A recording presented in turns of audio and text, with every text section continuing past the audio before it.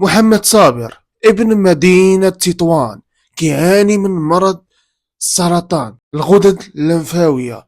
فهنايا الأم ديالو كتصرخ وكتبكي بقوة وكتشكي لله أولا، من بعد كتوجه النداء ديالها لجلالة الملك محمد السادس حفظه الله ونصره.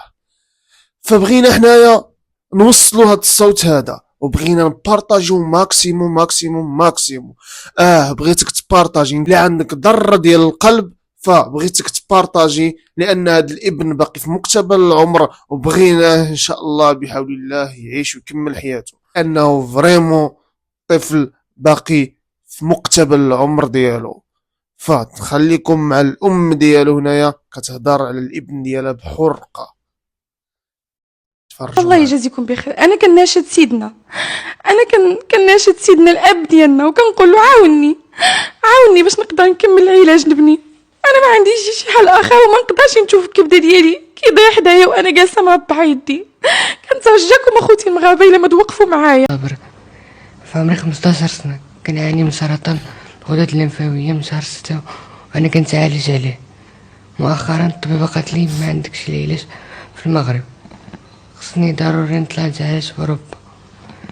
ليه أنا خرجت بهذا الفيديو كنتمنى تبارطاجيوه باش يوصل للمسؤولين، يوصل لسيدنا ويجبروا لي شي حل.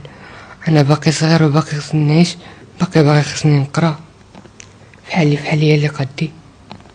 انا ما طلبتش شي حاجه مستحيله، انا طلبت غير نتعالج.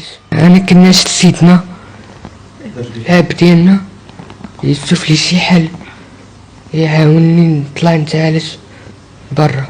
معكم بشرى الام محمد صابر. انا الابن ديالي مريض بسرطان الغدد اللمفاويه. الابن ديالي في عمره 15 سنه وكيعاني من هذا المرض من شهر 6. مؤخرا الطبيبه قالت لنا بلي صافي ولدي ما عندوش العلاج في المغرب، والتقنيه اللي خصو بني راه كاينه غير في اوروبا. وخرجت هذه شهر وانا كنخرج وناشدت المسؤولين وقطاع الصحه، ووجهت النداء ديالي وكنت كناشد فيه جلاله الملك. الله عسى يلقاو لي شي حل ونقدر حتى انا نكمل العلاج نبني. لكن للاسف ما باقي لحد الان ما صوتي ما وصلش، وباقي لحد الان ما جبرت حتى شي حل، وانا الحاله دبني كتدهور. ودابا هو حاليا في المستشفى وبالاكسجين، يعني ما كيقدرش يحيد التنفس، وكان في الانعاش يلاه خرج.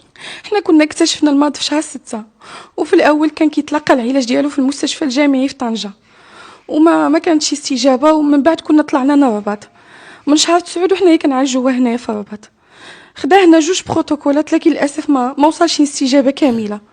مؤخرا الطبيبه قالت لنا صافي، يعني ما تقدرش تزيد له الشيميو، يعني صافي خدا حقه في العلاج. الشيء اللي كيتعطى في هذا المرض اللي عنده، الدواء اللي كيتعطى كله خداه. دابا باقي له فرصه واحده، هو انه يمشي يكمل العلاج ديالو على برا. انا تواصلت مع عده مستشفيات في اسبانيا في فرنسا، لكن اثمنه خياليه.